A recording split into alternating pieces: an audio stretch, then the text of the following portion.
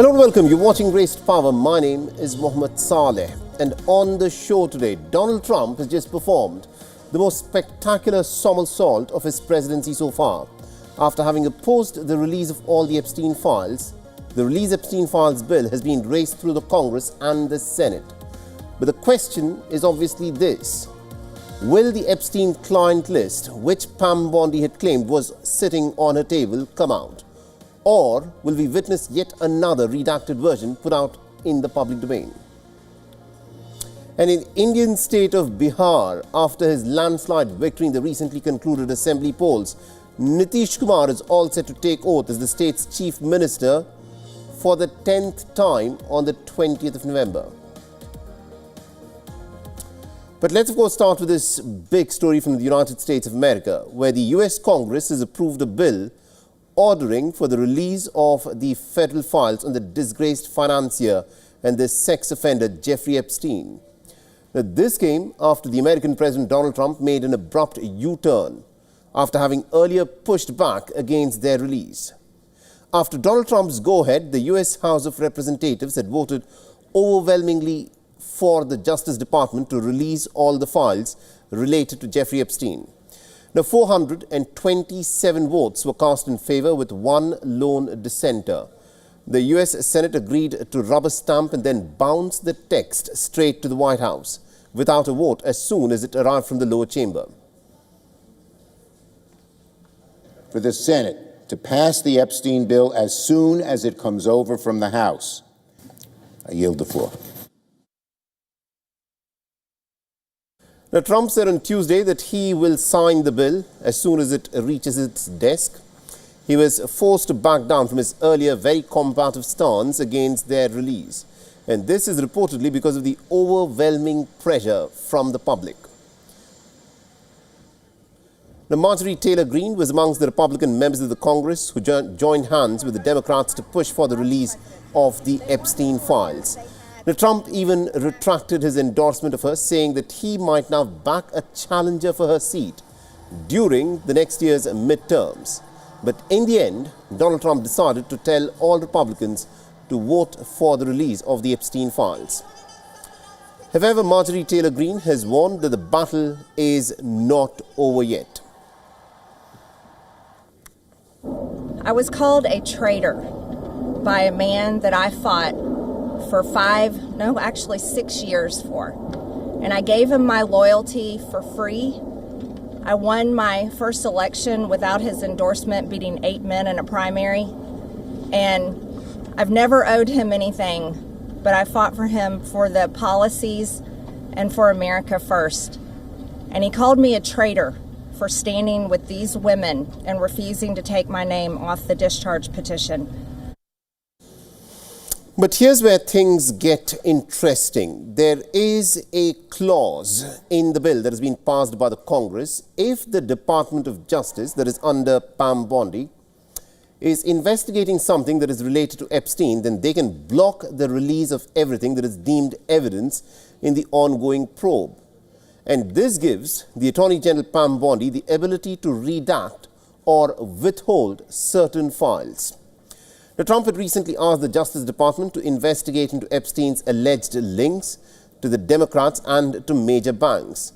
Now, subpoenas have been issued to the Deutsche Bank and JP Morgan Chase for Epstein's financial records. The probe into the banks is a major operation. A House Oversight Committee is now investigating the potential failures by law enforcement and financial institutions to act on the red flags tied to Epstein's alleged operations, that include whether banks effectively monitored or flagged suspicious transactions and whether the prosecutors and also the regulatory bodies had followed through on the leads. And this development matters for several reasons. Now, firstly, it signals the investigation is shifting from mere document collection directly pursuing the money trail. The financial ledgers may illuminate the previously hidden links between Jeffrey Epstein and his network. And second, it also raises pressure on the banks and the regulators to account for their role in managing. And thirdly, it also keeps alive the possibility that new names and transactions or patterns could emerge in this very high-profile case of sex trafficking.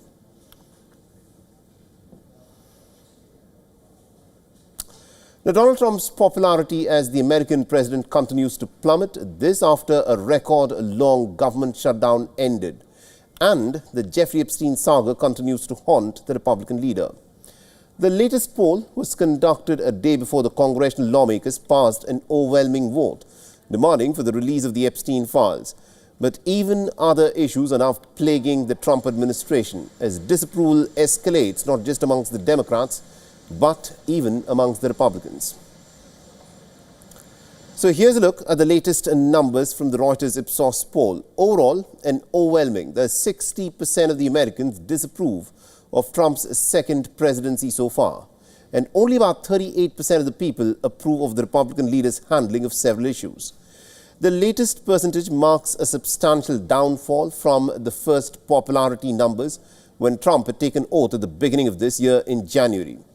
Now, Reuters Ipsos poll pegged Trump's popularity at 47%, and now the latest poll registers a 9% decline, putting the American president's popularity rating at just 28%. The poll specifically looks at American opinion on the Epstein files saga that continues to plague Donald Trump and his administration.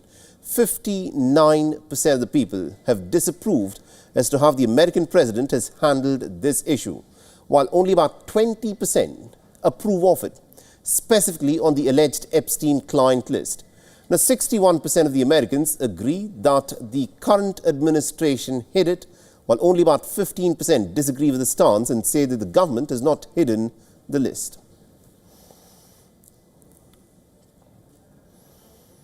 All right, now joining us on the broadcast, we've got Mr. Richard William Painter, who's an American lawyer and a professor at the University of Minnesota Law School. Mr. Painter, thank you very much indeed for joining us here on WION. Now, the Epstein case is such a high-profile case of a sex offender and also someone who's said to have trafficked young underage girls to many of these very wealthy and very popular people. You know, the fact that Epstein files have not been put out in public domain and have not been released for certain legal cases to be carried on forth, the fact that Donald Trump has now crumbled under pressure, he's backtracked from his previous position, what does this say about, why this case was being handled in the manner of such secrecy that it was not put out in the public domain? Well, it is shocking how incredibly stupid the president can be and his supporters in Congress, who for months insisted that the Epstein files not be released by the Justice Department after promising to release the files. It is well known that in politics in the United States, if you hold something back, if you try to cover something up, and don't disclose information to the public, the press and the public will assume the worst. It's very important to disclose everything you possibly can as soon as possible. And this is what was promised in the campaign, that the Epstein files would be released, because the Biden administration was not releasing the Epstein files. They had them for 4 years. And the Republicans ran on that platform. They had a lot of support for that, for releasing the Epstein files. And then Donald Trump gets into office and he suddenly changes his mind on that. And now, of course, he's capitulated because the Republicans in Congress, at the end of the day, there weren't going to be enough of them to block the law that it was just passed by Congress this week. And so this is a very bad situation for the president. Very bad for the Republicans. I have to emphasize, Harold, that the President Biden's administration did have these files for 4 years. They were not released by them either. This is not a Democratic Party scandal or a Republican Party scandal. Both President Clinton and President Trump have had some ties to Jeffrey Epstein. We don't know the extent of those ties because all the files have not yet been released. But we see that President Clinton's former Treasury Secretary, Larry Summers, who was also an advisor in the Obama White House, president of Harvard University, along with several other very high-ranking professors and administrators at Harvard, had very substantial ties to Jeffrey Epstein. This is not a political scandal of one party or the other, but it will be for anybody who tries to cover this up. And this includes the Attorney General. If she uses this power to investigate, to withhold certain files, pursuant to the statute. Mr. Painter, you know, one very crucial aspect of the bill that has been passed is that there is a clause which says that because an investigation is ongoing and therefore the Department of Justice under Pam Bondi can redact certain parts of the file. Now, one of the biggest issues is about the Jeffrey Epstein client list that would have exposed many of these high-profile men for whom these girls were being sex trafficked. Pam Bondi on record has said that she has the Epstein's client list on her table. In your assessment, do you think that client list will be put out in the public domain now? I will wait to see what the Attorney General does, but unfortunately that clause in the bill could be abused and could be used to just start an investigation covering any communications there in the file that the Attorney General does not want to be disclosed. And we see clearly that the Attorney General and the Justice Department are taking orders from the President of the United States. This has happened with respect to the prosecution of the President's political enemies, including James Comey. And unfortunately, we could have a situation where if there are documents that the President does not want to be disclosed, the Attorney General simply decides to open a criminal investigation with respect to those documents, and then the criminal investigation goes on for the next 3 years. Nothing happens, and then the files are only released much later. I mean, that is a risk here, Right. and I'm going to hope that the Attorney General will uphold the law and will not abuse her authority under that provision of the statute. Indeed. Thank you very much, indeed, Mr. Painter, for joining us with that perspective then. Thank you very much. All right, let's now shift our attention to the other big story that we are tracking on WION's race to power. Whereas the US federal court has now blocked Texas from implementing and using a redrawn congressional map of the state ahead of the crucial midterm elections next year.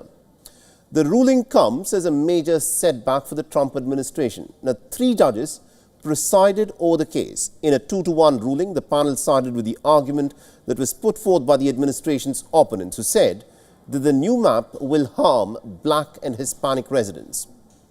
The court has now ordered the Republican-ruled Texas to use a 2021 map for the 2026 congressional midterm vote. The ruling states, and I quote here, "To be sure, politics played a role in drawing the 2025 map, but it was much more than just politics. Substantial evidence shows that Texas racially gerrymandered the 2025 map." The Republican governor for Texas, Greg Abbott, and his administration have filed an appeal on this decision at the U.S. Supreme Court. The California Governor Gavin Newsom celebrated the ruling, saying that democracy has won. Ironically, the Democrat-run state of California had responded to the Republican move in Texas by redrawing districts to favor the blue camp representation in the House of Representatives. Earlier this month, California voters had approved a ballot to overhaul congressional boundaries of the state. In response, the Republicans had called it a clear case of power grab and had sued the state administration for it.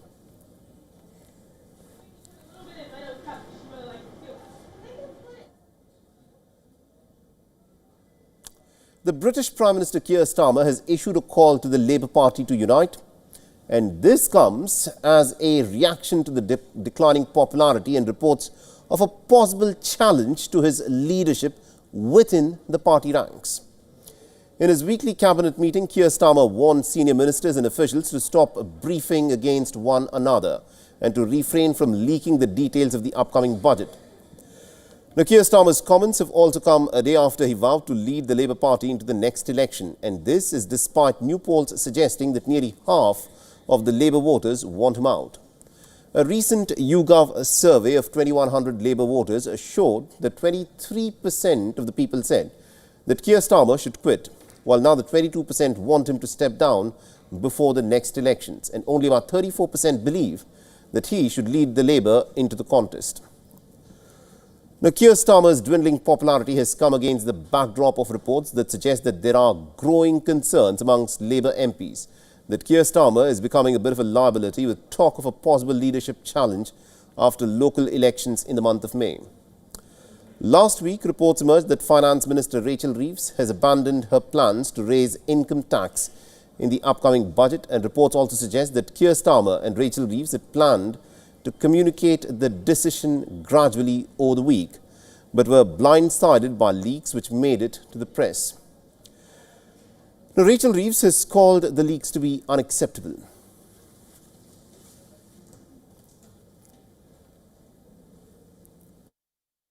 Well, leaks are not acceptable, but people only have to wait a week now until I deliver my budget on Wednesday, the 26th of November. The priorities of that budget will be to tackle the cost of living, to get NHS waiting lists down, and to reduce the national debt. Those are the priorities of the British people, and they'll be my priorities as I go into the budget next week. The crisis within the ruling party comes on the heels of the polls giving Nigel Farage's Reform UK a clear lead over Labour, according to a survey by More in Common. If elections are to be held in the United Kingdom today, then Farage's Reform UK could emerge on top with 30% votes, while the Labour Party will be a distant second with 20% votes. So as Labour continues to trail Reform UK, many believe that Keir Starmer could face a leadership contest pretty soon.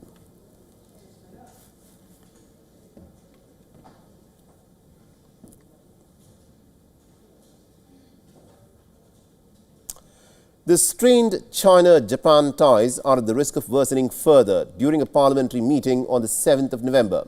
The Japanese Prime Minister Sane Takaichi claimed that a Taiwan emergency could constitute what she called a survival-threatening situation for Japan. And this, she said, will allow Japan to exercise its right to collective self-defense. Now, China called the Japanese Prime Minister's remarks as nothing less than provocative, and said that her comments on Taiwan have trampled on international justice, challenged the post-war international order, and severely undermined the China-Japan ties. I must stress once again that the Taiwan question is China's internal affair that brooks no external interference.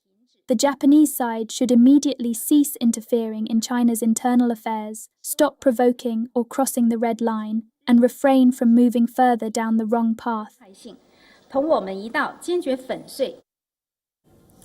The timing of the Japanese Prime Minister Takaichi's remarks infuriated Beijing. Her statement came shortly after Beijing designated the 25th of October as the day to commemorate Taiwan's liberation from Japanese occupation 80 years ago.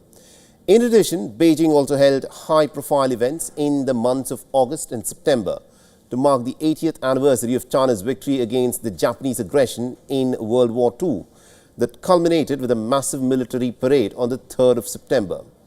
Now, Takaichi, who is a hardline nationalist who took office less than a month ago, also infuriated Beijing by publicizing her meeting with a Taiwanese representative at a regional summit in Seoul in early November. Now, survival-threatening situations is a legal term that allows Japan's premier to deploy the country's self-defense forces. It is defined broadly in a controversial 2015 law that expanded the scope of when the pacifist country's military could act. The law, which marked a drastic shift in Japan's post-war security policy, was met with large protests at the time. Now, the current diplomatic row over the Taiwan issue is, however, not new. In April 2023, the then Japanese Prime Minister Fumio Kishida had told the parliament that peace and stability in the Taiwan Strait is important not just to Japan's security, but also to the stability of the entire international community. In December 2021, the former Prime Minister Shinzo Abe's remarks had elicited a harsh reaction in Beijing, including an emergency meeting with Japan's ambassador to China. Now, Abe said, and I quote, "A Taiwan contingency is a contingency for Japan. In other words, it is also a contingency for the Japan-US alliance, and people in Beijing, particularly President Xi Jinping, should not misjudge that." Now, in June of 2021, China had warned Japan after its then Prime Minister Yoshihide Suga had referred to Taiwan as a country during a meeting of National Diet. The country's bicameral legislature in his first one-on-one parliamentary debate with the opposition leader, Suga had named Australia, New Zealand and Taiwan, and had said that such three countries have been imposing strong restrictions on privacy rights to curb the novel coronavirus outbreak. The present diplomatic spat is being seen as a clear escalation of a complex and an unresolved wartime history between the two nations.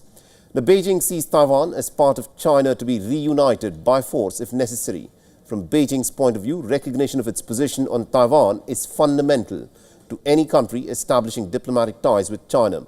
Most countries, including Japan and the United States, do not recognize Taiwan as an independent nation-state. The United States is opposed to any attempt to take the self-ruled island by force and has committed military aid to Taiwan.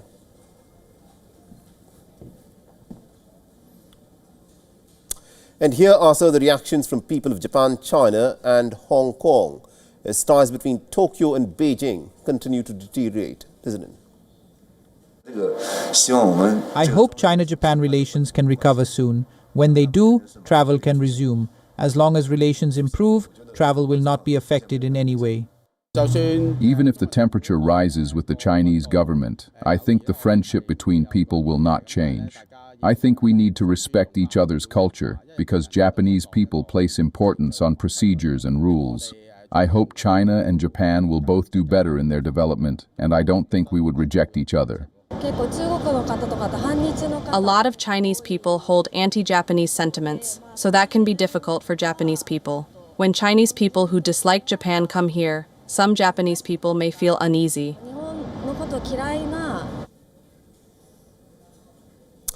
After an emphatic victory in the Bihar Assembly elections, the JDU Supremo Nitish Kumar is all set to take oath as the state's chief minister for the 10th time on the 20th of November. At a meeting of the newly elected NDA MLAs, Nitish Kumar was unanimously chosen as the leader of the NDA legislature party.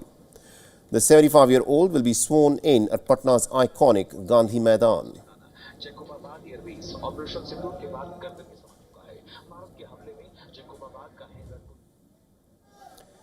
And after the NDA meeting, the Chief Minister-designate Nitish Kumar and other NDA leaders arrived at Raj Bhavan to stake claim to form the government again.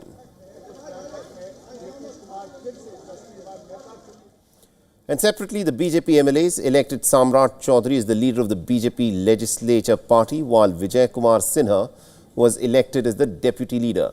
And both leaders are expected to take oath as the deputy chief ministers.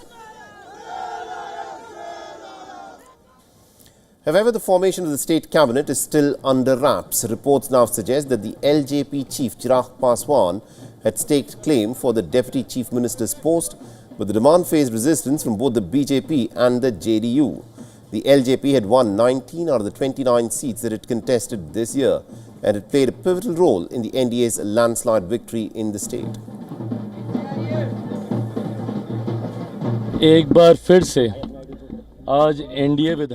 Once again, in the NDA Legislative Party meeting, CM Nitish Kumar was elected as the leader of the NDA Legislative Party. The manner in which the people of Bihar gave a massive mandate to NDA candidates, to the idea of PM Narendra Modi, to the experience of CM Nitish Kumar, and by trusting Bihar first, Bihari first, it is now a responsibility to meet the trust of the people. Bihar first, Bihari first. Now, reports also suggest that the NDA allies are engaged in some intense bargaining for plum portfolios in the new cabinet. While the Speaker's post is expected to remain with the Bharatiya Janata Party, Nitish Kumar is likely to retain the Home Department, despite reports of the BJP pressing Nitish to part with it.